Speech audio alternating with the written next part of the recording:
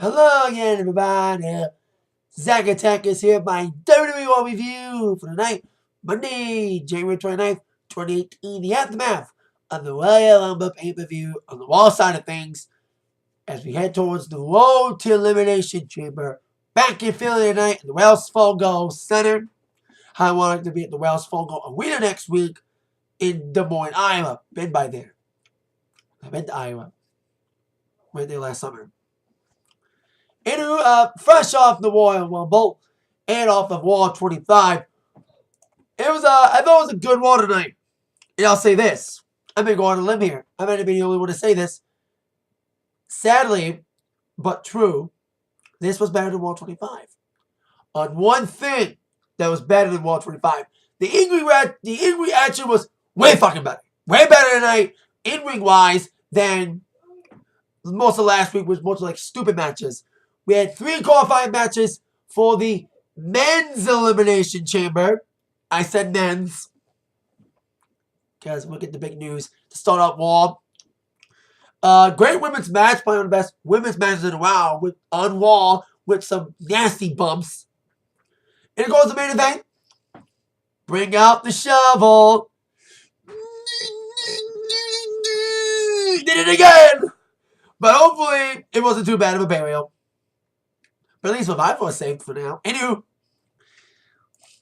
let's begin with Raw new graphic. Hey, makes sense. At the Raw 25, you got new graphics, new theme probably.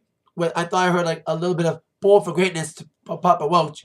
We didn't get like a proper opening segment, like an opening montage, because they're probably editing it together with the new graphics and all. And new commentating team. The coach is back in the WWE. He was for ESPN for a while, even covered WWE for ESPN. You know, WWE on ESPN. But then he left over some like stuff and left commentating for WWE on ESPN for stuff. But now he's back fully to WWE. Replacing Booker T. Yay. So we began with Stephanie McMahon acknowledging the women in the first Women's Royal Rumble on Sunday night. Interesting, it was the main event, but it's because we had Rousey appearing, not in the Rumble match itself, but after the Rumble, and Asuka winning it, and some good moments in there. I thought Women's Rumble was pretty entertaining, with some great surprise moments with Trish in there, Tori Wilson, Molly Holly, and Lita making up for not being on Raw 25, and even Vicky Guerrero showed up. So Stephanie was congratulating the women, especially the winner of the Rumble match. For the women, Asuka. From Raw, of course. The only Raw Rumble winner because Shinsuke won the Royal Rumble men. He's SmackDown guy. So, 2 Japanese people win the Rumbles. So that's cool. So Asuka came out, taking the WWE Universe and Stephanie McMahon, saying some stuff in Japanese. Didn't really choose a championship yet. I'm guessing she'll go for the Raw title that's currently held by Bliss. That's, of course, if Bliss survives the Elimination Chamber match. Oh, yes. Equality for women continue on. I know the evolution thing is kind of like overrated and stuff like using, it's evolution of women. But I do like the equality. We had the first Women's Hell in a Cell match, first Money in the Bank match for women. We just got off the fresh Women's Rumble, first one. Now we have the first ever Women's Elimination Chamber match for the Raw Women's Championship. And I heard rumors bubbling over the weekend because the venue, T-Mobile Arena in Vegas, said 12 people will walk into the chamber. They posted like a little promotional poster on the Twitter page, including a picture of Bliss. So people were assuming, okay, there's 2 chamber matches, and one of them will be for women. So we had qualifying matches for the men. Nothing for the women's chamber match tonight. But here's my prediction of who I think will be in the chamber match for the women. It can't be Asuka because she's got the title match. You should probably choose Raw, so Rousey can choose Charlotte. Although it's either going to be Rousey against Charlotte or Rousey in a mixed tag match with somebody against Stephanie and Triple H as a follow-up for WrestleMania 31, the match that many thought was going to be at 32. To follow up from the Mania appearance with The Rock at 31. So for Women's Chamber, I'm predicting is going to be obviously Bliss. I think that the challengers would be Bayley, Sasha Banks, Dana Brooke, Mickie James, and a member of Absolution since Paige came in. If Paige was healthy, she would have been in the chamber match. But, anywho, speaking of Paige getting injured, we will be graced by the presence of the boss, Sasha Banks, who many people blame injured Paige and ended her in-ring career. It's not her fault. Paige already had neck problems going into her comeback. You got more damage. Anyway, Sasha was like, I've been hearing it for too long. Nobody's ready for Asuka. You're on the undefeated streak. Yada, yada, yada. Well, I'm ready for some Asuka tonight. So we're going to get that match official to happen later on this evening. So let's begin with our first match being the first of the 3 qualifying matches for the men's Elimination match. It's the Battle of the Lesnar losers, as the 2 men who lost the triple threat match for the Universal Championship at the Rumble took on each other in a last man standing match. Hopefully it's the end of their feud. And at least it's the match we've been wanting for a long time. A real stipulation match with a conclusive finish. Because these 2 have fought in so many times with a one-on-one match with no conclusive ending. And we got one tonight. Kind of. It would be the Big Red Machine Kane taking on the Monster Among Men, but I should be Universal Champion instead of that bitch Brock Lesnar, Strowman. And Strowman would begin by bringing out all these weapons from underneath the ring, like tables and chairs, but sadly, were just for show. They would never be used in a match. As they brought to the outside, Kane took advantage of it. It was an okay little match. The ending was the best part. They brought it outside, but then he took it to the crowd. Brought a little bit. Kane was beating up on Storm a little bit, and Storm nailed Kane to get some equipment. And they were very close to the announce table stage by the entrance ramp. So they were clearly close. The announcers left the position. Welcome back, coach. On your first night, you get this situation. So they cleared the announce table. Strowman would put Kane in the vicinity of the announce table. And then another great Strowman moment happened tonight. A Strowman moment is when he destroys something. We've seen him destroy and lift an ambulance truck, lift up a tractor trailer, the grappling hook in the landing ring. Tonight with Kane lying precariously close to it, Strowman would lift up the announce table stage and lift it up and toss it on top of a fallen Kane. With Kane trapped in the announce table, and with this being a last man standing match, we didn't get like one single count of 10 at all. We didn't get like nobody down until Kane got tossed underneath the announce table area and got that table tossed on him.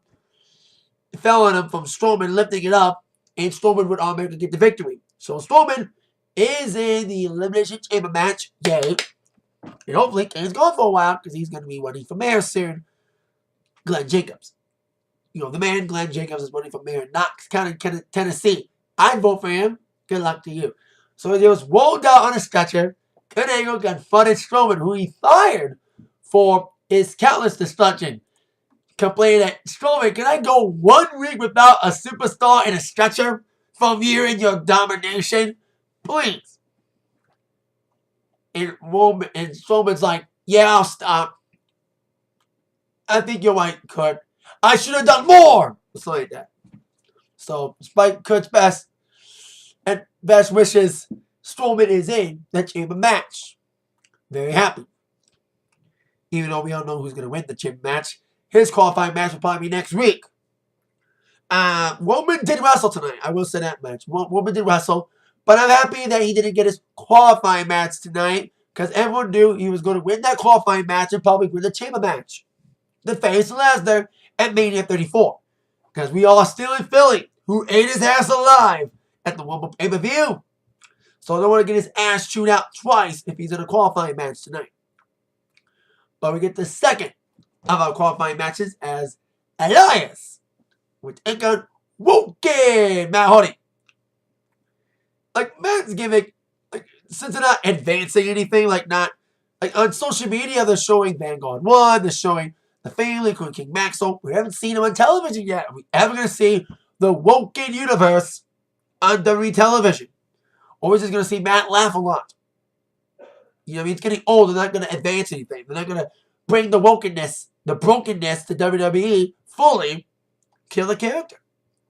May not be unbroken if you're not going to use any of his broken ideas. Anywho, we had a little match with Elias. This was a week match from the Survivor Series pre-show with a pre-Woken Matt Hardy. See what would happen with a Woken Matt against Elias. Elias gets the moves in, bringing up Matt on the outside. He had a sneaky feeling that Bray Wyatt was going to be involved in this match somewhat. Even though Bray did win a match on Raw, which we thought was a blow-up match without any advertising. It was kind of weird to see that match happen at the Manhattan Center during Raw 25. We knew it wasn't a payoff match. Truly. So as Matt was looking good, doing the delete headbutts, Bray Wyatt's music did hit. But he didn't come out. But that brief moment of that Wyatt music hitting distracted Hardy so much that Elias would take advantage with the drift away in the 1-2-3 victory for Elias. So Elias is in the chamber match. We're cool to see Matt in there too, but he needs to finish off the Wyatt feud to finally, hopefully be allowed to bring the Booking Universe on television, not just social media. It would end with Wyatt finally appearing on screen and just laughing at Matt Hardy for losing to him last week and getting beaten tonight by just the sound of his music. So there you go. Of course, we get the third qualifying match for tonight's Raw for the Chamber. Cena and Balor in your main events. Now on with the man, like I said, we'll qualify probably next week. The Intercontinental Champion. Well, I hope Miz does qualify too. But the former IC Champion, Roman Reigns, got this contractually obligated rematch. Kind of a interesting, fast pace here. They got the rematch so quickly. He lost it last week. Maybe they're going to save it for the Chamber pay-per-view, but since Roman's going to win the Chamber match, the rematch was tonight. Miz, of course, accompanied by the Mr. I think Miz should be in a Chamber match too. You know what I mean? I think he'll get a qualifying match. Roman will get a qualifying match. I'm going to do the third guy. I think Rollins should get a qualifying. That's the three men who I think should fight in qualifying matches next week. The Miz, Roman, and Rollins. Who they will face, who knows? If it's Rollins against Reigns next week, especially after Rollins got eliminated by Reigns at the Rumble on Sunday, may not be pretty. Anywho, these little match between these two guys, as good as last week, but like last week, again, we saw the Mistwatch get involved a little bit too much. Since they can't make Roman lose clean, they have to make Roman lose dirty. And once again, we had a dirty finish. You know, Miz got the big moves in. The it kicks and all that. He tried to do his skullcrusher finale a couple times as well. But then Roman came back with the big spear moves and the Superman punches attempts on the Miz. And then, like I said, near towards the end of Mistwatch, we got involved a little bit, got involved again, got in the apron. He got a Superman punch and a spear for the helping from Roman. But that distraction for the Mistwatch made Roman walk into the skullcrusher finale and the roll-up and the victory for Miz. I think there might have been no skullcrusher finale, but Miz did take advantage of the Mistwatch interference. So there you go. People complaining, like, Miz didn't win the match clean. Well, he's probably not allowed to beat Roman clean, like I said. You know, they gotta make Roman look strong. So they can't make Roman lose a match clean. You know what I mean? They need to protect Roman. So they can't make him get a clean win, a clean loss. They have to make it a screwy finish. This happened in Cena's one. When Cena was a full-timer and at the top of his game, he had to be protected by losing to people screwy, dirty finishes, dusty finishes, what may you want to call them. Like his only loss against Bray was in a stipulation match because of interference by a kid with a demonic voice singing he's got the whole world in his hands. It's the only reason why Cena lost against Wyatt, a screwy finish back in 2014. which is weird. So once again, women's being protected by not losing clean, losing dirty. So, and Miz is a heel. You know, he wins with interference, but it makes it more when it's against women. So, there you go. Oh, and our next match, the Revival, taking on Heath Slater and Rhino. Got a little EC dub chant. I think the Revival ain't that buried. We thought after last week they're going to get Ascensionized and get buried by DX, never to recover.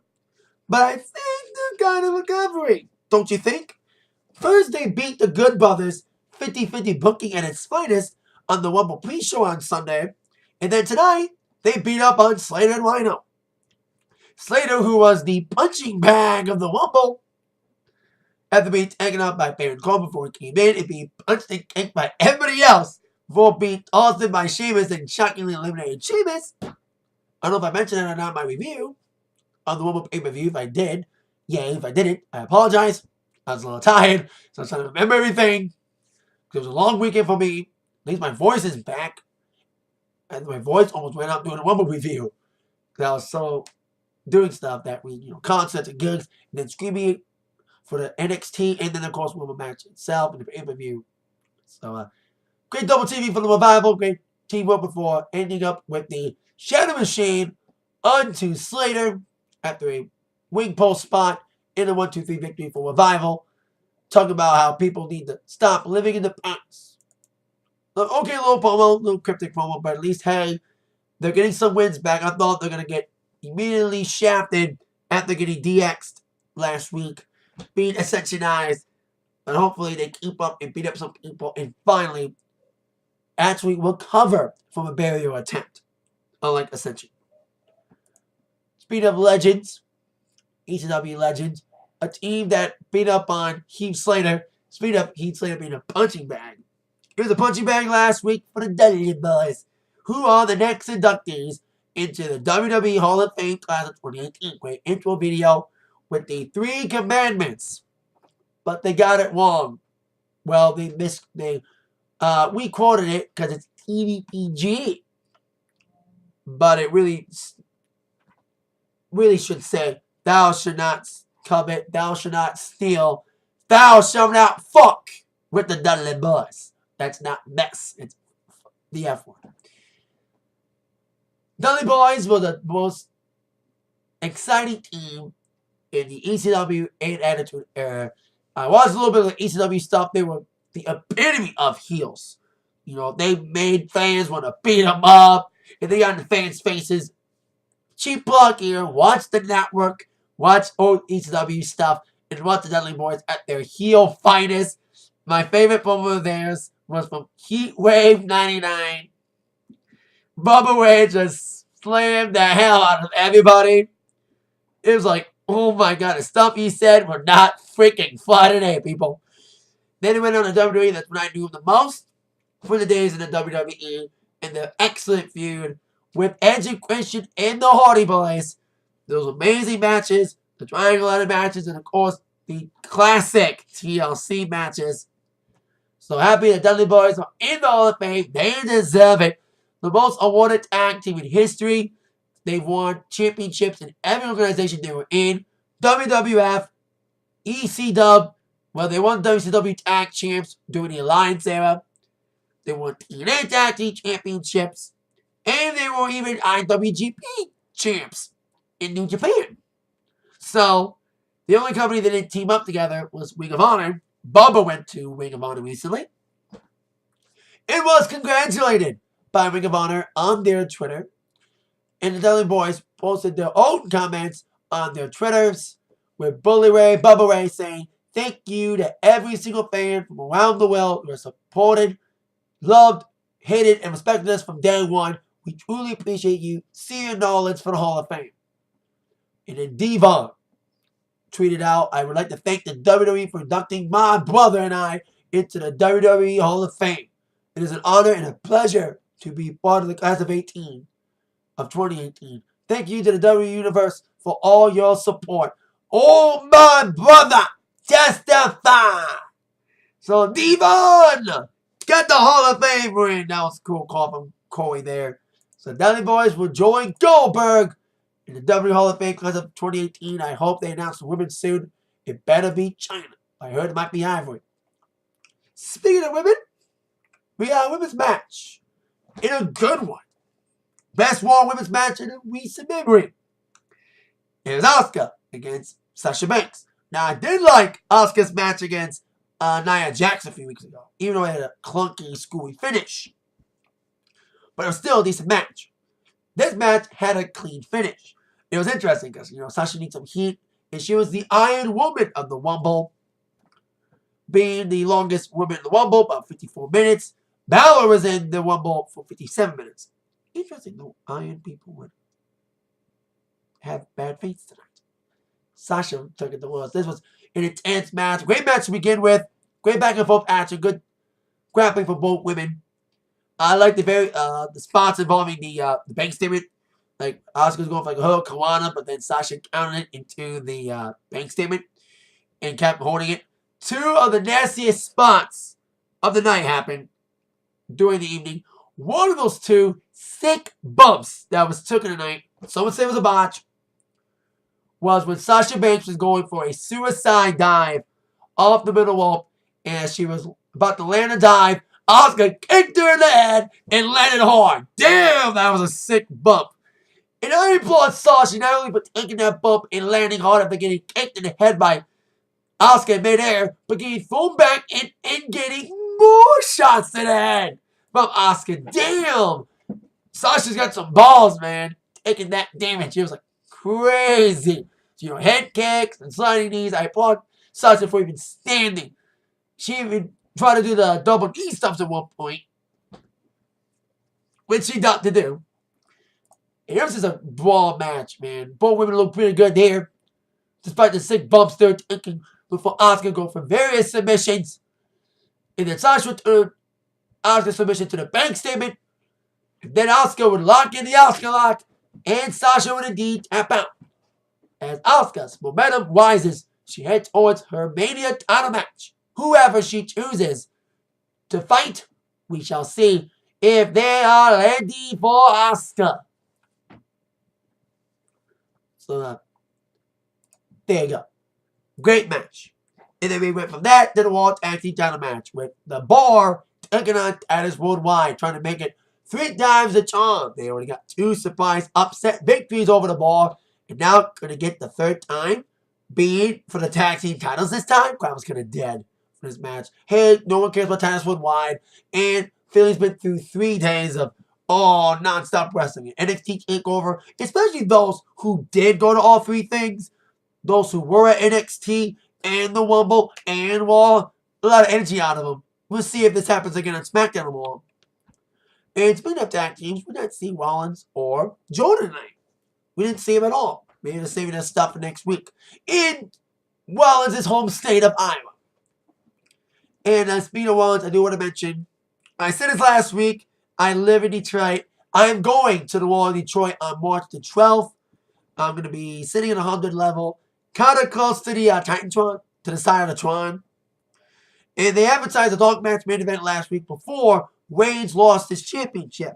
It was set to be a 4-3 main event for the fans in attendance. The dog match main event, the match that happens after Wall goes off the air, like I said, for the live audience.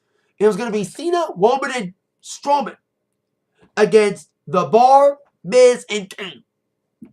And now, instead of being 4-3, Vince was like, well, we need our good guys to get over here. We don't need them 1 man down. Let's make it an even 8-man.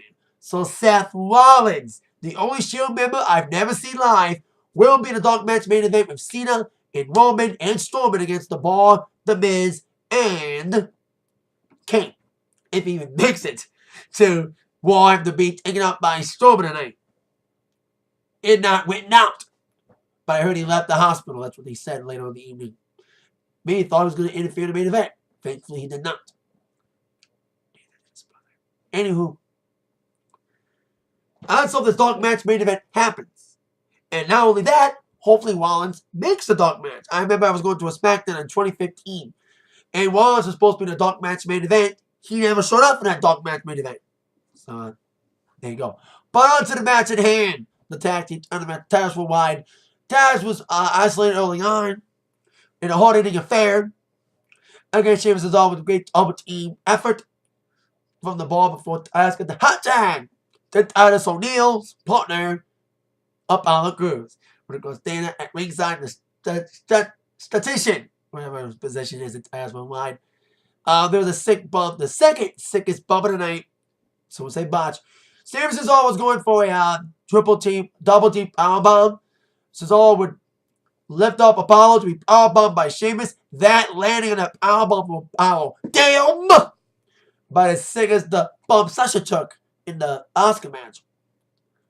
So, man, was right on his head. And just like Sasha, Apollo fought through the pain with some more vicious moves before eating the double team off the top rope finish from the Bar. And the Bar retained their tag team titles. Who will they face at Mania? Are they going to revive a face? Or Team Bar face? Who knows? But it's going to be interesting to see what they're going to do with the Bar now that they're done with Seth and Jordan, hopefully. And not only that, done with Rollins in general. You know, they've been feuding Rollins, whoever his partner is. You know, Rollins and Ambrose, or Rollins and Jordan. The feud that never ends needs to end now.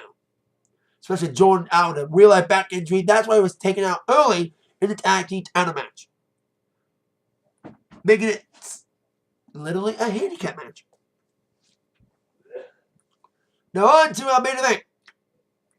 Balor, Club in the House, Gallows and Anderson would accompany Finn Balor, but I don't think they were there the whole match, as he would take on the man who is faster than a returning Rey Mysterio.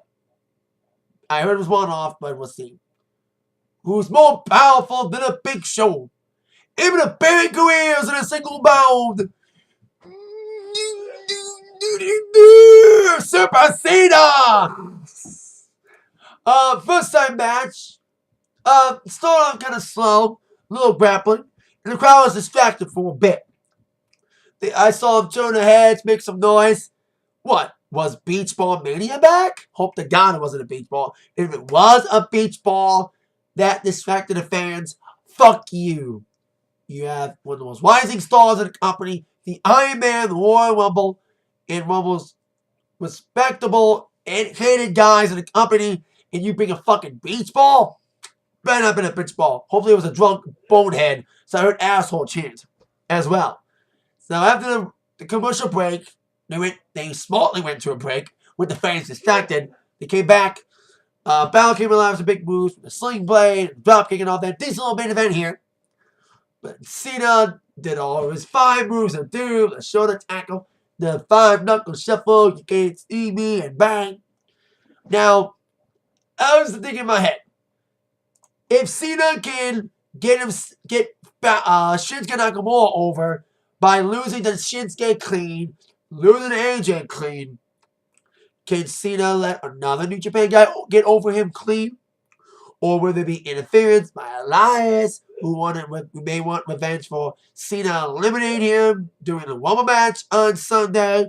Or maybe The Undertaker shows up to hit that possible Cena match that we thought we were going to get a hit for on Raw 25 with that very cryptic anchor promo. I heard he was caught off guard by being in a small venue. That's why the promo kind of sucked. But as Balor's going for some big kicks, big killer moves, including a couple sling blades, he did set up for the coup de grace at one point. And then he was going for that. Cena ducked it, and Balor landed on his feet, kind of gingerling his leg, ate a regular F5, or FU, from Cena, kicked out of that. But I think after the missed coup de grace, then came the landing on his knee, and Cena put him in the STFU, and Balor got to the rope. But then with the knee still hurting, Cena targeted some more, and then lifted Balor up to the top rope and did a super FU off the top.